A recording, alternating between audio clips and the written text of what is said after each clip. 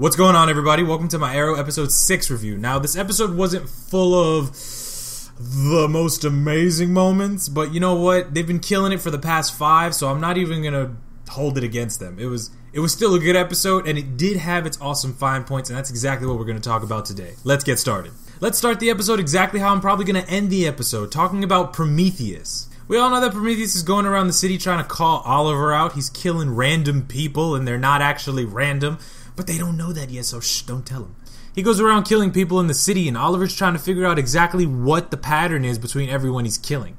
So he has Felicity do this awesome thing with this crazy, amazing algorithm that doesn't exist because it would solve all the world's problems in real life.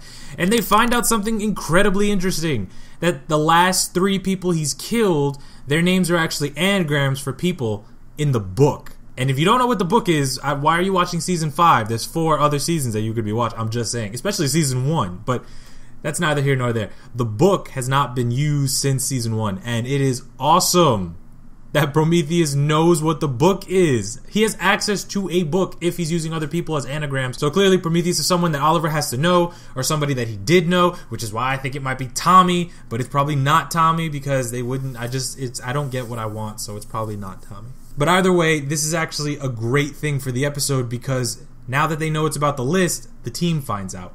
The team finds out that Oliver actually was the Hood, the Arrow, and now the Green Arrow. They just thought he was Arrow and Green Arrow. They didn't know that he was the dude going around 4 years ago murdering people, making him basically a serial killer. So it kind of puts a strain on the relationship of the team, especially seeing as how Oliver didn't tell them anything about Prometheus until later on in the episode. Him and Dig were doing all the work and all the recon because they didn't want them to get hurt, because, you know, the team is still a little bit, yeah, and the only thing terrific about Mr. Terrific is that he gets its ass whooped, like in almost every episode. So I can understand why Oliver didn't want to tell them, but they're really pissed he didn't tell them, so again, the strain, it was not helpful for the episode, especially when Prometheus got the upper hand and almost killed Artemis. That was kind of close, but it does bring, personally, a moment that I thought was awesome. The freaking Arrow parachute. I love it. It's so classic Green Arrow, like when he had the boxing glove arrow and stuff like that. It's great, these little gadget arrows that he had. Now, digging a little bit into Oliver's past, we all know right now he's in Russia and he's looking for Kovar. And in this episode, Kovar finally finds Oliver. He actually beats him up and tricks him into doing something that he honestly didn't want to do in the first place.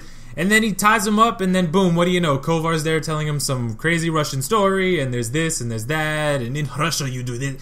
Dude, who cares, alright? But he finally meets Kovar, and Kovar is actually Dolph Lundgren. Yes, Dolph Lundgren is playing Konstantin Kovar. You gotta love it. I mean, Dolph Lundgren is a powerhouse character. He plays strong characters.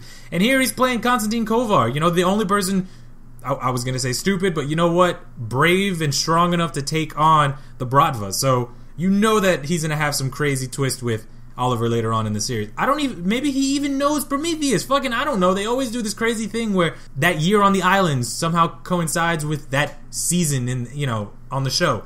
It's insane. And like I said, I'm probably going to end this episode the same way that I started it, with Prometheus. We finally get a little bit of a reveal as to who Prometheus might be. It turns out that those daggers that he's been throwing into people's necks are actually made from old arrows that Oliver's left around the city, which means that he somehow has access to the SCPD's lockup. So, people that Prometheus could be: the DA, he could easily get into the lockup. It could be Felicity's new boyfriend, because why not, right? That would make sense. It's not like the first time that someone's significant other in the show has been the bad guy. Totally possible. But at the end of the episode, they kind of hint that it might be Detective Lance. Because he wakes up, there's a dagger on his table, and there's a cut on his arm.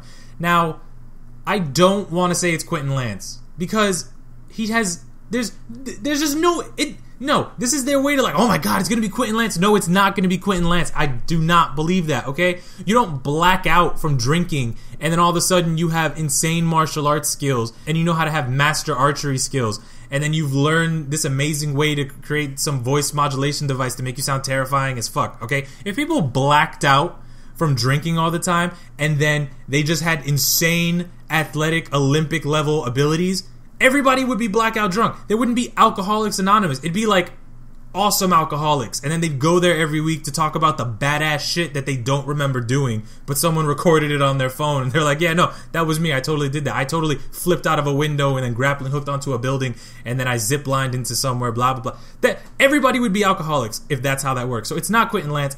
It was just a little bit of like a throw, just Don't be like it's Quentin. No, it makes more sense. It would be more believable that it would be Tommy than it would be Quentin. So don't be those people. Don't fall for the trap, okay? Don't fall for the please don't fall for the trap. But like I said, Prometheus could be any one of these people. It's totally possible as long as they have access to the SCPD. I know it's not impossible to break into the SCPD. We've seen it many times, but this is who they're kind of directing us towards right now. And we'll have a lot more to come. I imagine the next episode there's going to be a bunch more reveals. And I'm just over here waiting for them to be like, oh, hey, by the way, Laurel's alive somewhere. That's all I'm waiting for. Now that we got this Prometheus thing and they kind of like brought it into an area for us to play with who it might be, I'm just waiting for Laurel to come back. I just want Laurel. I just want Laurel. That's it.